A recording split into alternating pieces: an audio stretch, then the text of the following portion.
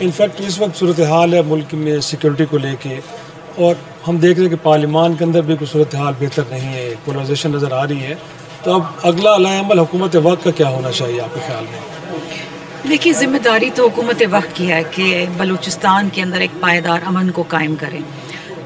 ہمارا تو یہ موقف ہے کہ جناب ان کیمرہ سیشن ہونا چاہیے دونوں ہاؤسز کا، اس میں سیکیورٹی کے معاملات کو ڈسکس کریں، پارلیمان کی وزڈم لیں اور ری اسٹریٹجائز کریں، کیونکہ ماضی میں بھی ملٹری آپریشنز ہوتے رہے ہیں، کچھ عرصہ امن قائم ہوا ہے، لیکن کوئی پائیدار امن قائم نہیں ہو رہا. اس کا مطلب ہے کہیں نہ کہیں کوئی چیز ہے جو لیک کر رہی ہے.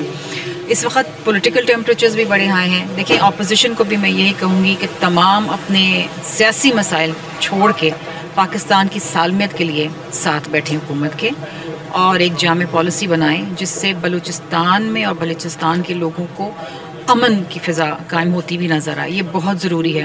دیکھیے، پاکستان ہے تو ہم ہیں، پاکستان نہیں ہے تو ہم نہیں ہیں. اس میں کوئی پولیٹیکل پوائنٹ سکورنگ نہیں ہونی چاہیے، اس پہ سیاست نہیں کھیلنی چاہیے.